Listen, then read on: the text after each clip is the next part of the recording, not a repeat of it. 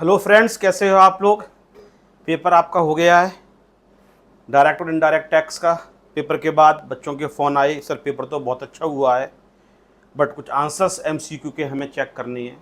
तो मैंने कहा बेटा अभी तो नहीं बताऊंगा आंसर्स हमें आपको, आप पहले पहले पूरा ग्रुप दे लो अपना। जब ग्रुप दे लोगे उसके बाद डिस्कस करेंगे। और सही भी है, अब जो पेपर हो गया वो तो हो ही गया, तो उसके बारे में अभी क्यों बात करें। कम से कम सारे पेपर्स एक अच्छे माइंड से दे लेते हैं, उसके बाद फिर डिस्कस कर लेंगे कि हम कैसा करके आए थे और क्या करके आए थे। तो पूरा पेपर मैं सॉल्व करके अपने यूट्यूब वीडियो पे यूट्यूब चैनल पे अपलोड करूँगा। तो पहले मैं एमसीक्यू जो आए थे 15 एमसीक्यू 2 मार्क्स ईच, और ये बहुत बड़ा सपोर्ट सिस्टम होने वाला है आगे एग्ज़ाम्स के लिए भी, बच्चों के लिए जो अभी आप सेकंड ग्रुप दोगे और फिर फाइनल में दोगे। जो ये अब 15 एमसीक्यू आने लगे हैं 30 मार्क्स के, पहले 20 नंबर के आते थे, अब 30 नंबर के आते हैं। एक बहुत बड़ी हेल्प या सपोर्ट सिस्टम बनने वाला है। अगर इस 30 मार्क्स को आप अटेन कर लेते हो, अचीव कर लेते हो, तो आपकी जो पासिंग मार्क्स 40 हैं वो भी बहुत पास पहुंच जाएंगे। जो 50 मार्क्स चाहिए ही चाहिए होते हैं उसके भी बहुत करीब पहुंच जाओगे आप। तो मैं जो सेक्शन ए है जिसके अंदर एमसीक्यू दे रखे हैं वो आपके संग डिस्कस करता हूँ। दोनों के मिक्स दे रखे हैं, डायरेक्ट और इनडायरेक्ट टैक्सेस के। जो पहला क्वेश्चन है, Mrs Parul is engage in the business of growing and manufacturing rubber in India. Her income from this activity for the financial year 23-24 is ₹2,50,000 as per the income tax act 1961। Her agricultural income will be. मैं इसका answer बताने से पहले एक बात आपको बता दूं कि सुबह करीब 10 बजे के आसपास, मतलब इतना ही टाइम होना चाहिए। मैं देखता हूं ग्रुप में मैंने कितने बजे मैसेज किया था, और वो मुझे बहुत जल्दी मिल जाएगा, बस मुझे टाइम दो। 9:54 पे 9:54 मॉर्निंग मैंने ग्रुप में एक मैसेज डाला था। मेरे जो बच्चों को फेस टू फेस या ऑनलाइन पढ़ाता हूँ उनको मैंने एक मैसेज डाला था कि आप इस इनकम को रिवाइज कर लेना, एग्रीकल्चरल इनकम के लिए रिवाइज कर लेना। और साथ में ये भी लिखा था टी कॉफ़ी रबर की परसेंटेज भी कर लेना, कितनी एग्रीकल्चरल इनकम होती है, कितनी नॉन एग्रीकल्चरल इनकम होती है। बाई चांस मेरे दिमाग में एक इंट्यूशन सा आया कि बच्चों को बोल देता हूँ रिवाइज करने के लिए। और देखो पहला ही जो क्वेश्चन आया हुआ है वो इसी पे बेस्ड आया हुआ है, ये वाला क्वेश्चन इसी पे बेस्ड आया हुआ है। तो जो रबर होता है उसके लिए रूल 7A लगाया जाता है, और रूल 7 ये कहता है कि जो 65% होगी वो होगी एग्रीकल्चरल इनकम, और जो 35 हो जाएगी वो हो जाएगी नॉन एग्रीकल्चरल इनकम। तो यहां पे जो उसकी इनकम दे रखी है ग्रोइंग एंड मैन्युफैक्चरिंग 2,50,000 रुपीज दे रखी है, उससे पूछी गई है एग्रीकल्चरल इनकम। तो 2,50,000 का निकाल देते हैं 65%, और 2,50,000 का 65 निकालते हैं। तो मैं अपने कैलसी ओपन कर लेता हूँ। 2,50,000 इंटू 65%, 1,62,500। आंसर देख लेते हैं। This is the answer 1,62,500। C is the correct answer. इसके बाद आते हैं Ganesh. Employed in Mosis limited has received children education allowance for ₹2,000 per month. He has 3 school going children. How much of education allowance is taxable under the Income Tax Act 1961 for the assessment 24-25? पहली बात तो इसमें यह नहीं बताया गया कितने बच्चों के लिए अलाउंस मिला है, कितने उसके बच्चे हैं स्कूल जाते हुए, ये तो है, लेकिन एग्जम्पशन इस बात पर डिपेंड करेगा कितने बच्चों के लिए अलाउंस मिल रहा है। एग्रीमेंट में क्या लिखा हुआ है, 3 उसके बच्चे हैं, इससे फर्क नहीं पड़ता है, लेकिन उसको अलाउंस जो दिया जा रहा है वो 1 बच्चे के लिए दिया जा रहा है, 2 के लिए दिया जा रहा है, 3 के लिए दिया जा रहा है। तो हम क्वेश्चन की इंटेंशन समझते हैं, वो यही कहना चाह रहे हैं कि तीनों बच्चों के लिए दिया गया है। तो 2,000 पर मंथ 3 बच्चों के लिए मिला है, ये हमें समझ में आ गया। तो जो आपके लिए अलाउंस मिला इंटू 12 24,000 रुपीज मिला। पर मंथ पर चाइल्ड नहीं लिखा हुआ है, तीनों के लिए मिल रहा है 2,000 रुपीज पर मंथ। तो एक के हिस्से में करीब 3 से डिवाइड करेंगे, 667 रुपीज पर मंथ एक के हिस्से में आएगा। तो ये अलाउंस मिल रहा है 24,000। अब ये पूछा गया है कि इसमें ये बताइए टैक्सेबल अमाउंट कितना होगा। तो पहले हमें ये देखना पड़ेगा कि हमें 115 BAC के अकॉर्डिंग निकालना है या ओल्ड रिजीम के अकॉर्डिंग निकालना है। अब सिस्टम तो ये होना चाहिए हर क्वेश्चन में स्पेसिफिकली दिया गया हो, क्वेश्चन कैसे सॉल्व करें। ये साइलेंट है, लेकिन हमें इंटेंशन समझ में आ रही है कि जब अलाउंस का एग्जम्पशन पूछ रहे हैं तो डेफिनेटली ओल्ड रीजन के अकॉर्डिंग ही पूछ रहे होंगे। तो यहां पे माइनस कर देते हैं 200 into 2 into 12, 100 into 2 into 12, 2400 minus कर देते हैं 21,600। It means C is the correct answer. और अगर बच्चों को ज्यादा कंफ्यूजन था, जैसे कि मैं बैच में हमेशा कहता हूं कि कभी कंफ्यूजन हो तो दोनों आंसर लिखे आओ। If he opts one, if as per section 115 BAC, क्योंकि वो डिफॉल्ट है, उसके अकॉर्डिंग तो फुली टैक्सेबल हो जाएगा, एग्जम्पशन का बेनिफिट नहीं मिलेगा। But if he opts old regime as per section 115 BAC sub section 6, तो उसके अकॉर्डिंग एग्जम्पशन का बेनिफिट नहीं मिलेगा और आंसर आ जाएगा 24,000। तो जब भी ऐसा डाउट हो, चलो अब जो हो गया सो हो गया, लेकिन आगे के एग्जाम के लिए आप ध्यान रख सकते हो, जब भी आपको कंफ्यूजन हो तो आप प्रॉपर तरीके से दोनों ऑप्शंस को सिलेक्ट करके दोनों आंसर बता सकते हो। लेकिन इंटेंशन की जहां तक बात है वो हमें साफ साफ समझ में आ रहा है कि वो हमसे ओल्ड रिजीम के अकॉर्डिंग पूछना चाहते हैं, इसलिए सही आंसर ज्यादा करीब और सही आंसर माना जाएगा 21,600। इसके बाद दे रखा है R acquired an asset for ₹5,22,000 which include 72,000 as GST for which R has claimed input tax credit. The actual cost of acquisition to be included in the block of asset under the income tax act 1961 for the assessment year 24-25 shall be. तो जो section 16 का subsection 3 में मैंने आपको बताया था कि अगर आप ITC क्लेम कर लेते हो तो फिर आपके लिए डेप्रिसिएशन का बेनिफिट नहीं मिलेगा, या तो आप जो आपने GST का अमाउंट पे किया था उस पर आप या तो क्या करो ITC अवेल कर लो, या फिर उसको कॉस्ट में इंक्लूड करके आप ब्लॉक के अंदर ले जाओ और इनकम टैक्स के अंदर डेप्रिसिएशन क्लेम कर सकते हो। क्योंकि उसने ITC क्लेम कर लिया है तो अब इस पर आपको डेप्रिसिएशन का जो GST वाला एलिमेंट है इस पर आपको डेप्रिसिएशन का बेनिफिट नहीं मिलेगा। तो एक्चुअल कॉस्ट कितनी मानी जाएगी, 5,22,000 में से 72,000 रुपीज माइनस कर दिया जाएगा और आंसर निकल के आ जाएगा 4,50,000। और ये आंसर सही हो गया, जो ऑप्शन बी था, that is the correct answer. Mister Radhe is working and Mr. Shyam is a non-working partner of Sunshine Partnership Firm. Sunshine Partnership Firm is subjected to tax audit under Section 44AB of the Income Tax Act 1961 for the previous year 23-24. What is the due date for filing return of income for Mr. Radhe and Mr. Shyam for the assessment year? अगर किसी के accounts audit होना जरूरी होते हैं तो last date होती है 31 October of the assessment year, और अकाउंट्स ऑडिट होना जरूरी नहीं होते हैं तो होती है 31 July of the assessment year. Company के लिए हमेशा 31 अक्टूबर होगी, but other than company if books of accounts are required to be audited under this act or any other act, तब हो जाएगी आपके लिए 31 October of the assessment year. If accounts are not required to be audited तब हो जाएगी 31 जुलाई।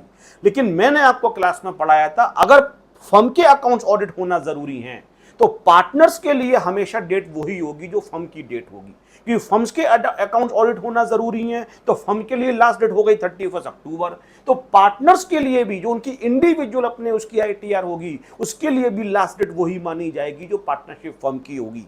मैंने इसके पीछे आपको लॉजिक भी दिया था, मैंने कहा था कि जो पार्टनर्स का रेम्युनरेशन होता है 40B का वो बुक प्रॉफिट पर डिपेंड करता है। तो जब तक फर्म का ऑडिट पूरा नहीं हो जाएगा तब तक पार्टनर्स अपनी इनकम को कंप्यूट नहीं कर पाएंगे, इसलिए पार्टनर्स के लिए भी वही डेट हो जाती है जो पार्टनरशिप फर्म के लिए डेट होती है। तो पार्टनरशिप फर्म के लिए डेट 31 अक्टूबर 2024 होगी, तो यही पार्टनर्स के लिए भी मान ली जाएगी सर। लेकिन एक वर्किंग पार्टनर एक नॉन वर्किंग पार्टनर है। आज से कुछ साल पहले तक ऐसा होता था, वर्किंग पार्टनर के लिए तो फर्म वाली होती थी, लेकिन नॉन वर्किंग पार्टनर के लिए हम ये देखते थे उसके अपने अकाउंट्स के अलग से देखते थे।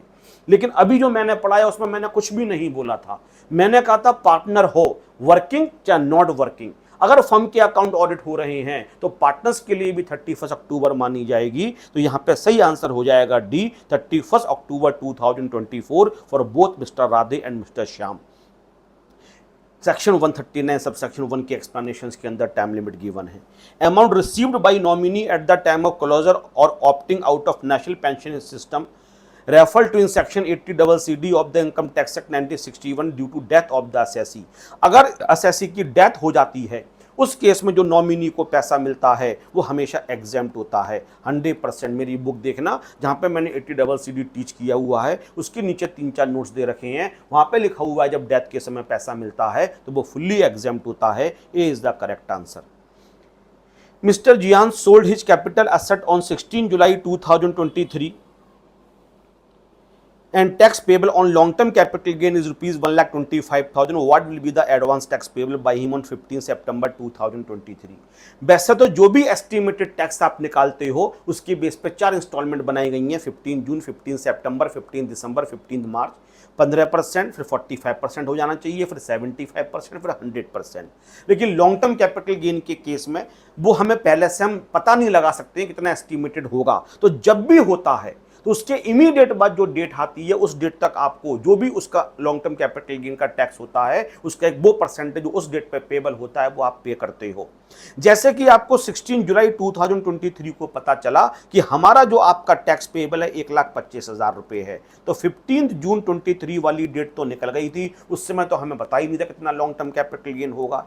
तो अब जो नेक्स्ट डेट आएगी 15 सितंबर 23, इस डेट तक आपको टैक्स पे करना चाहिए था 45% ऑफ द टैक्स लायबिलिटी, 45%। और जो पहले इंस्टॉलमेंट में आपने पे किया था, पहले इंस्टॉलमेंट में तो आपने कुछ भी पे नहीं किया था, तो पूरा का पूरा 45% आपको पे करना पड़ेगा। तो 1,25,000 रुपये का 45% आप पे कर दोगे, तो यहाँ पे निकाल देते हैं 1,25,000 इंटू 45%, 56,250।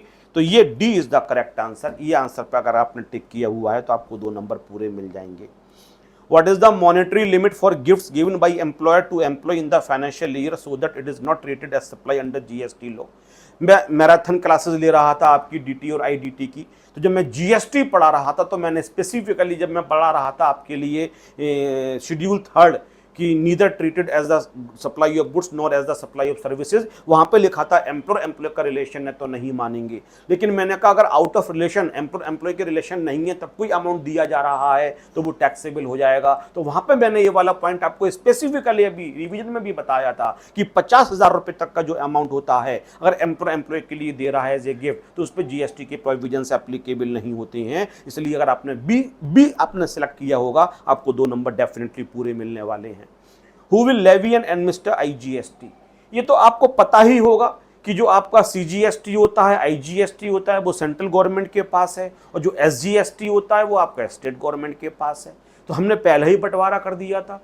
तो जो पहला बंटवारा किया गया था वो अलग तरीके से था, उसमें यूनियन लिस्ट थी, उसके अंदर स्टेट लिस्ट थी। जीएसटी आया तो साइमल्टेनियसली लगा रहे हैं, तो इसके अंदर भी हमने बंटवारा कर दिया था कि जो CGST IGST होगा वो सेंट्रल गवर्नमेंट को दिया गया है और SGST UTGST किसके पास आएगा, स्टेट या यूटी गवर्नमेंट के पास आएगा।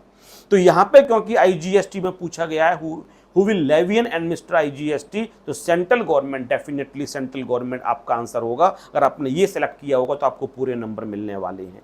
ये तो बहुत बेसिक बात बताई गई थी। What is the monetary limit for generating E way bill under the GST law? जो आपके लिए ई वे बिल जनरेट होता है तो कंसाइनमेंट की वैल्यू कितनी होगी, तो ई वे बिल जनरेट करना जरूरी होता है। याद करो जब मैं भी आपको ई वे बिल पढ़ा रहा था अभी कुछ दिन पहले, और अभी जब रिवीजन के समय भी मैंने आपसे कहा था बेटा ये क्वेश्चन जरूर याद कर लेना कि ई वे बिल की कंसाइनमेंट वैल्यू कितनी होनी चाहिए ई वे बिल जनरेट किया जाएगा। तो मोर देन 50,000, 50,000 और मोर गलत हो जाएगा। मोर देन 50,000, अगर 50 से ज्यादा है तो आपको ई वे बिल जनरेट करना जरूरी होता है। तो अगर आपने सी सिलेक्ट किया होगा तो आपको पूरे मार्क्स डेफिनेटली मिलने वाले हैं। Which of the following systems is incorrect? कौन सा statement, which of the following statement is incorrect? Power to levy GST on alcoholic for human consumption remains with the state government। जो alcohol होती है उस पर कौन सा टैक्स लगाया जाएगा? वैसे उस पर जीएसटी लगता नहीं है alcoholic liquor for human consumption पे, उस पर अभी भी पुराना वाला ही लग रहा है, उस पर अभी भी वैट लग रहा है और स्टेट एक्साइज लग रही है। तो ये स्टेटमेंट भी पूरे तरीके से ठीक नहीं है। Power to levy GST on the alcohol remains with the state government, क्योंकि अल्कोहलिक लिकर को अभी भी बाहर कर दिया गया है जीएसटी से। जो सेक्शन 9 सब सेक्शन 1 है उसमें हमने साफ साफ बताया हुआ है excluding except alcoholic liquor for the human consumption. तो ये स्टेटमेंट भी करेक्ट नहीं लग रहा है। Along with GST additional excise duties levied by the state government on the tobacco, ये स्टेटमेंट भी गलत है, क्योंकि टैबेको जो था वो स्टेट गवर्नमेंट के पास कभी था ही नहीं, वो सेंट्रल गवर्नमेंट के पास था। तो जो उस पर एक्साइज ड्यूटी लगेगी वो सेंट्रल एक्साइज ड्यूटी लगेगी, स्टेट एक्साइज ड्यूटी नहीं लग सकती है उसके ऊपर, क्योंकि जो टैबेको था वो आपके लिए यूनियन लिस्ट में था। तो उस पर अगर हम एक्साइज ड्यूटी लगा रहे हैं, उसकी मैन्युफैक्चरिंग को अभी जीएसटी में लेके नहीं आए हैं, तो उस पर स्टेट एक्साइज ड्यूटी नहीं लगेगी, सेंट्रल एक्साइज ड्यूटी लगेगी। तो ये स्टेटमेंट गलत है। For petrol and diesel GST council has to decide date from which GST will be applicable. बिल्कुल ठीक है। सेक्शन 9 सब सेक्शन 2 के अकॉर्डिंग जब भी जीएसटी काउंसिल उसके लिए रिकमेंड करेगी तो सेंट्रल गवर्नमेंट नोटिफाई करेगी, तब जो आपके पेट्रोल प्रोडक्ट्स 5 होते हैं वो जीएसटी के अंडर में आ जाएंगे। Crude oil and natural gas are not taxable under GST law. C और डी तो बिल्कुल सेम बात है, जो सी में लिखा हुआ है उसी को आपने डी में दोबारा लिखा हुआ है। बट ए बी लेकिन एक कुछ हद तक हम सही मान सकते हैं, क्योंकि जो आपका alcoholic liquor for human consumption पर टैक्स लगाने की पावर है वो स्टेट गवर्नमेंट के पास है। तो ज्यादा गलत आंसर जो है वो बी माना जाएगा। तो अगर आपने बी पर टिक किया हुआ है तो आपको पूरे आंसर मिल जाएंगे। Under GST due date for filing GSTR 7 written for authority deducting tax at source is due date for filing GSTR 7 written for authority deducting tax at source। तो जैसे इनकम टैक्स में टीसीएस और TDS होता है, GST के अंदर भी TCS TDS होता है। तो जो अथॉरिटीज टैक्स को डिडक्ट करती हैं, टीडीएस के लिए लायबल होती हैं, जो अपनी आईटीआर वो जीएसटी को फाइल करती हैं, उसका नाम होता है जीएसटीआर 7। और इसको फाइल करने की लास्ट डेट होती है 10th day of the following month. जिस मंथ में भी आपने टीडीएस के लिए डिडक्ट किया था, उसका जो अगला महीना होगा उसकी 10 तारीख तक आपके लिए जीएसटीआर 7 के अंदर टर्न जीएसटी की रिटर्न फाइल करना जरूरी होता है। तो आपने ए टिक किया होगा तो आपको डेफिनेटली पूरे मार्क्स मिले होंगे। इसके बाद Mr Raja supplied a machinery to Mr Ranka on 28 July 2023. The applicable rate of GST on that day was 12%. With effect from 1st August 2023, the GST rate for such machinery was revised to 18%. Mr. Raja issued an invoice for the sale of that machinery to Mr. Ranka on 4th August 2023. He received the payment for the same on 10th August 2023. What will be the time of supply and applicable rate of GST in such a case? तो section 15 लगाते हैं CGST act 2017 का, और 15 के according मैंने कहा था पहले वो डेट लिख लेना जिस डेट पे आपके लिए रेट चेंज हुआ था। तो यहाँ पे दे रखा है 1 अगस्त 2023, तो यहाँ पे 23 लिख लिया। पहले यहाँ पे रेट चल रहा था 12%, अब रेट हो गया 18%। अब देखते हैं सप्लाई कब दी गई थी। तो सप्लाई हुई थी 28 जुलाई के समय। तो 28 जुलाई मतलब पुराना रेट जब चल रहा था तब सप्लाई दी गई थी। अब देखना इनवॉइस कब इशू किया गया था, वो इशू किया गया था 1 अगस्त, जब नया रेट आ गया था तब दिया गया था। और पेमेंट कब रिसीव हो रहा है, 10 अगस्त 23 को हो रहा है। जो मैंने मैराथन क्लासेस दी थी उसमें ये सेक्शन मैंने आपको पढ़ाया था। फिर मैंने कहा था 2:1 का रेशियो लगा देना। 2:1 जहां पे 2 काम हुए होंगे वो रेट एप्लीकेबल होगा। तो यहां पे क्योंकि 2 काम हो रहे हैं तो रेट तो 18% लगेगा। तो 18 वाले में से कोई सही होगा, 2 आंसर तो हमें गलत मिल गए।